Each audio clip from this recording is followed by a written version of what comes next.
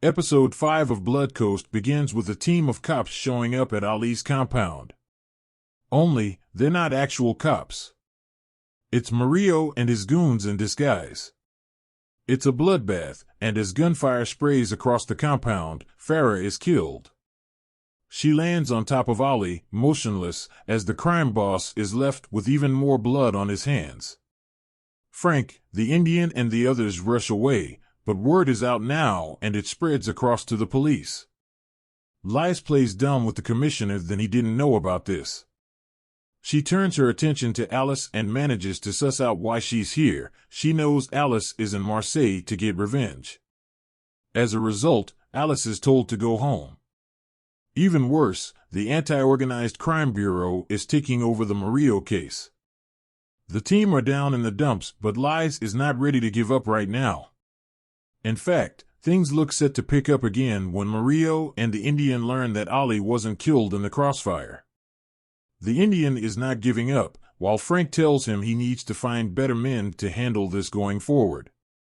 Liz and Alice head off to investigate a local bar that's nearby to where Lucas Murillo was shot. When they do, Miranda approaches Arno and blackmails him over the woman he went to a bar with. To keep all of this a secret, he wants to know about the deals between Liz and Ali. Liz goes to the commissioner and manages to get himself 2 days with Alice Vidal and the team to crack this case. Time is ticking and thankfully, Audrey is back on the team too after recovering from her ordeal. They need to catch Murillo before it's too late.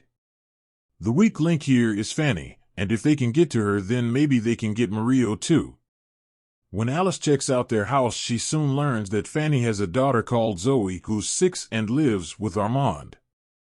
The timing of this could conceivably make her Li's child.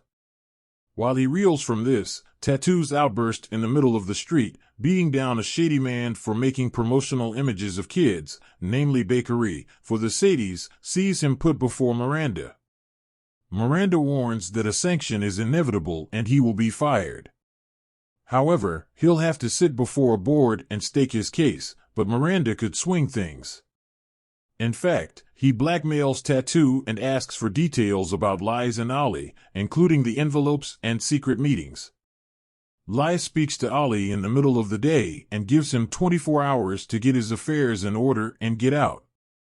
After the video involving kidnapping minors and all the drama involving Murillo, this is probably for the best. However, Ali Sadie is blinded by revenge and rage. He instead decides to focus on tracking down his enemies. Tobias keeps an eye on Liz and Arno, who are off at Armand's place.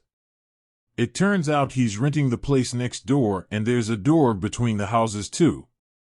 Liz realizes that Fanny must have left through the garden. Armand ends up at the fairground with little Zoe, where he trades the girl with Fanny, who tries to hightail it away. Alice Vidal gives chase on her bike and notices Frank Murillo and the others from afar. She rings Liz and lets him know where she is and where Murillo's hideout is.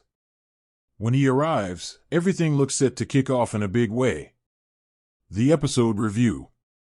Blood Coast tightens the screw and picks up in a big way now. Everything looks set to kick off with Ali Sadie and Frank Murillo. Quite what will happen between these two is anyone's guess, but I would imagine that Fanny and her daughter could well be collateral damage in the midst of this. The show has done well so far to keep things interesting, and while there are better crime dramas out there, there's enough here to enjoy all the same.